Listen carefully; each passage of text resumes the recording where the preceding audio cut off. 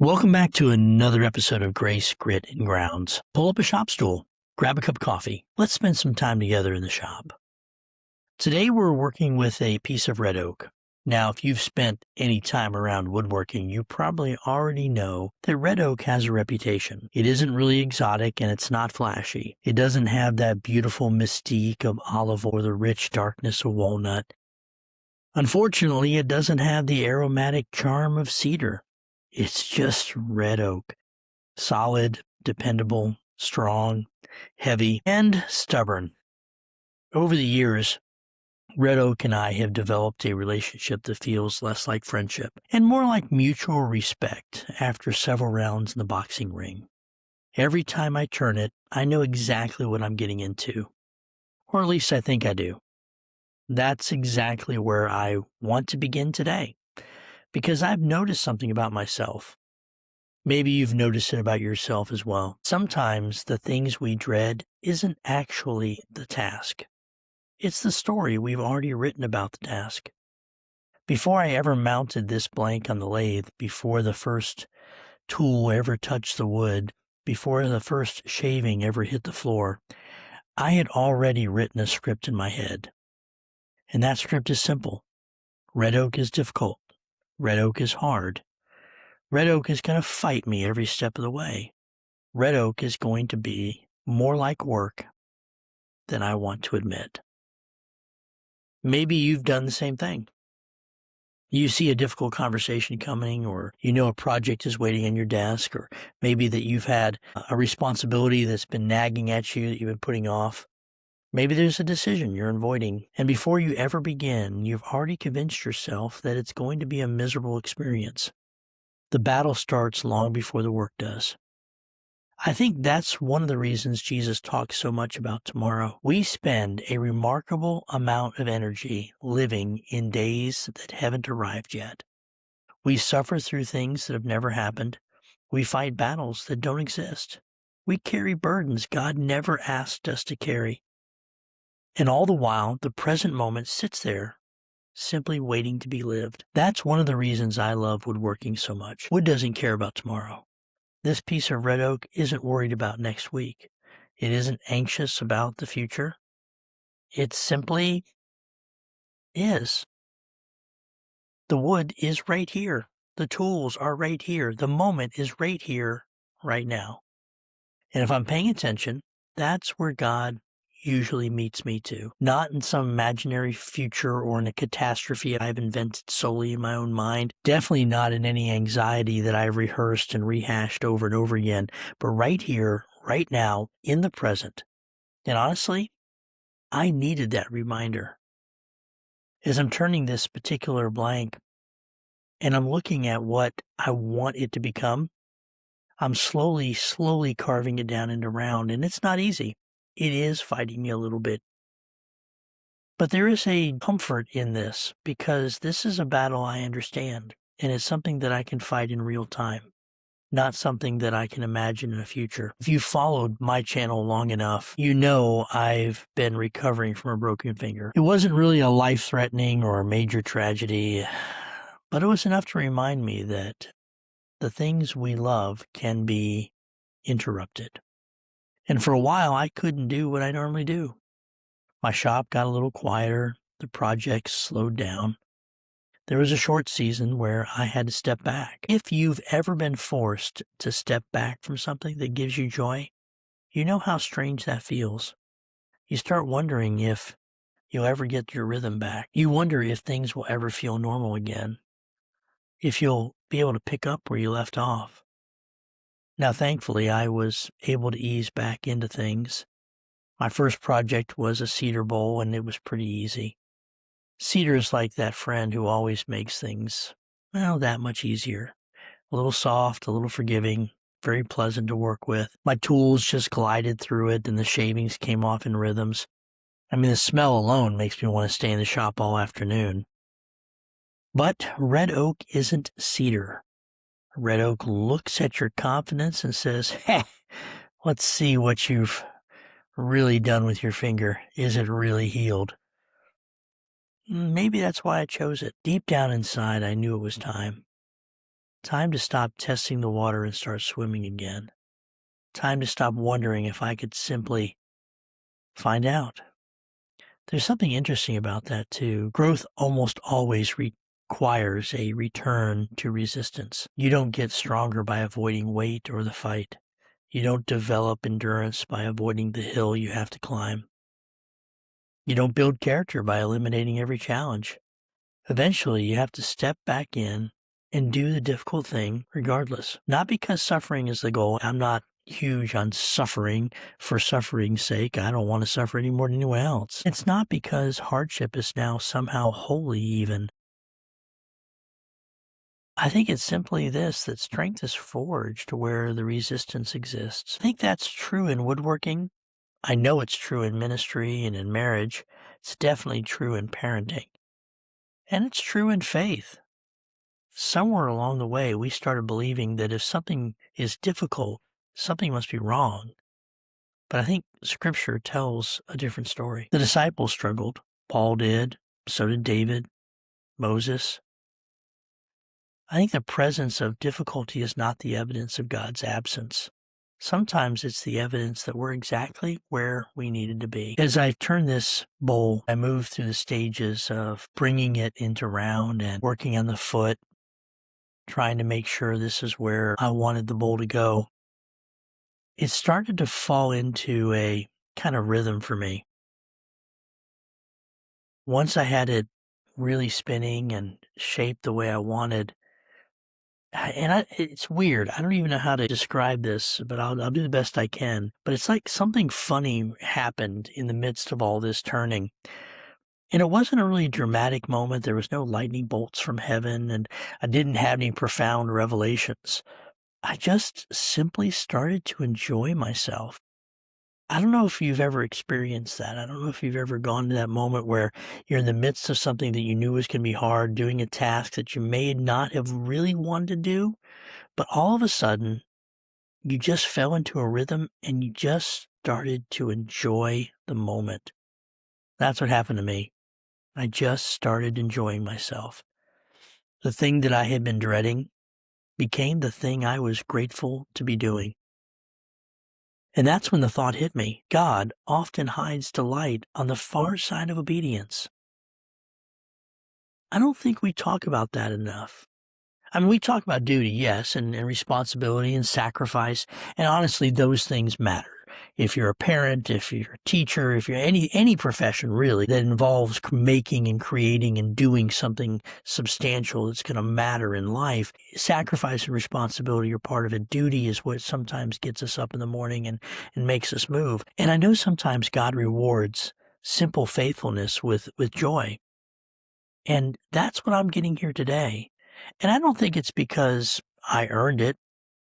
I don't think it's because I'm special.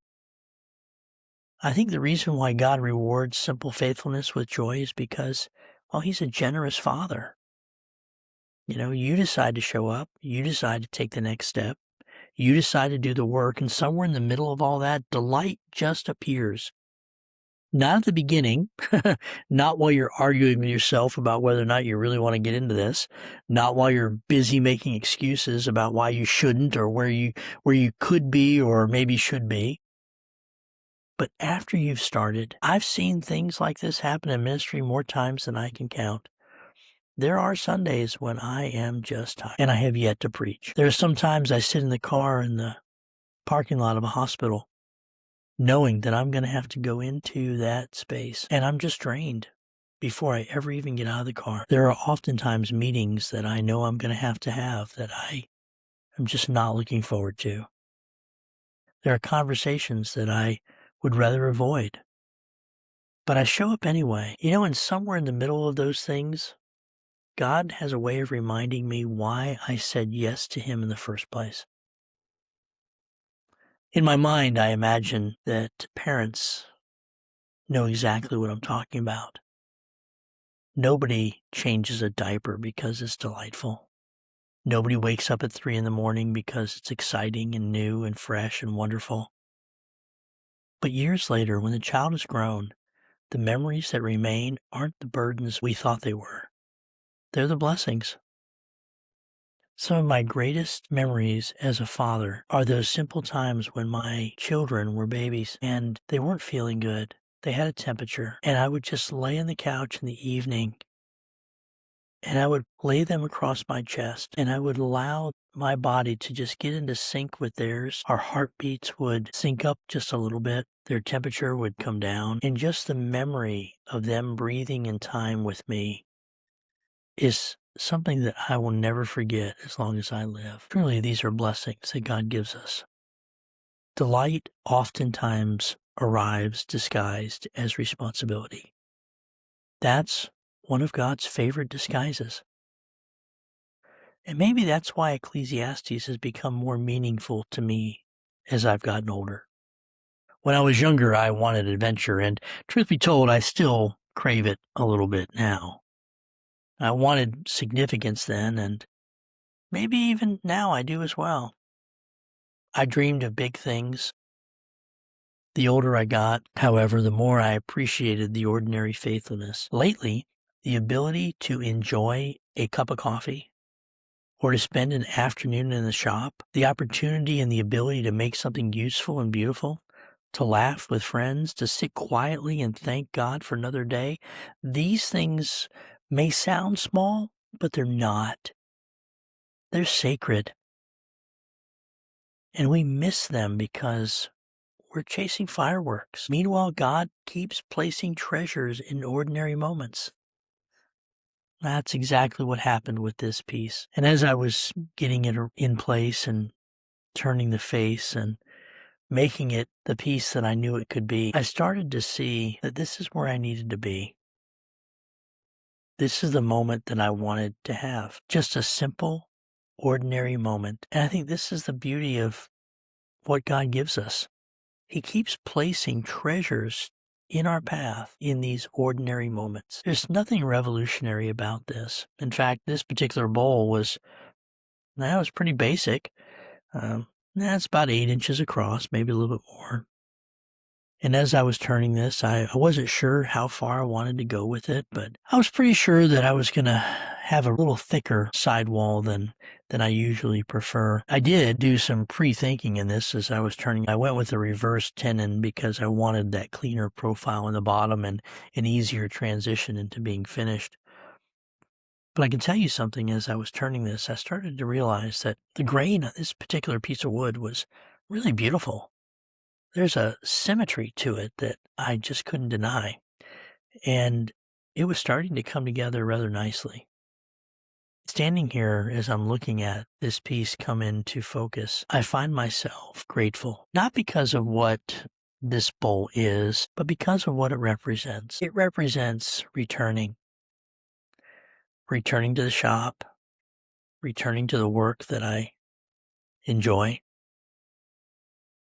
returning to gratitude, returning to a rhythm that I had forgotten. Maybe that's the lesson today. Maybe life isn't always about conquering mountains. Maybe it's about rediscovering the joy of walking down familiar paths. Maybe faithfulness is less about dramatic victories and more about steady obedience. Maybe God is doing far more in ordinary moments than we realize. And maybe some of the things we're avoiding right now aren't nearly as frightening as we've convinced ourselves they are. Maybe we're not afraid of the task. Maybe we're afraid of the story we've written about the task. The story that says we'll fail. The story that says we're not ready. The story that we've written in our own brain before it ever happens that says that it won't be worth it, that we're not enough. And maybe it's time to stop listening to all those stories that we keep rolling around in our brain. Maybe it's time to start writing some new ones. Because here's what red oak reminded me. The wood doesn't care about my assumptions. This blank doesn't know my fears. This project doesn't know my excuses. It simply waits, patiently, quietly, for me to begin. And I wonder how many opportunities God has placed in our lives that are doing the exact same thing. Simply waiting, There's no demanding or shouting, just waiting for us to trust Him enough to start. Maybe it's a ministry opportunity, maybe a conversation or a dream that you've buried beneath regret and sadness. Maybe it's a responsibility you've delayed. Maybe it's a calling you've ignored. Whatever it is, perhaps the first step isn't nearly as frightening as you think. Perhaps God is already waiting there. Perhaps joy is already waiting there.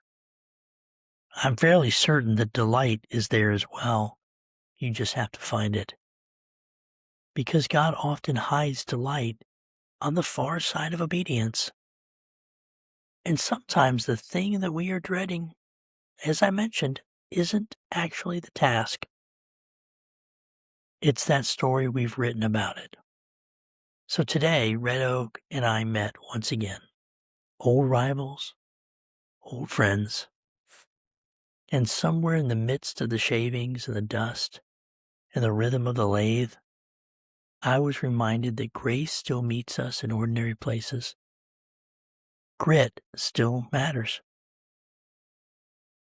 And the God who created trees still delights in meeting His children in the work of their hands. If I have said anything today that may resonate with you, I encourage you to like and subscribe to this channel. I've learned that grace builds what grit sustains. And that's a truth that I carry with me every day. If something I've said moved you and you feel so inclined, I encourage you to send a link to a friend so that others may hear what we have to say. But as we end our time in the shop today, if I can encourage you guys to keep creating, keep learning, keep looking for the fingerprints of God in the simple and the ordinary things. Until we see each other again.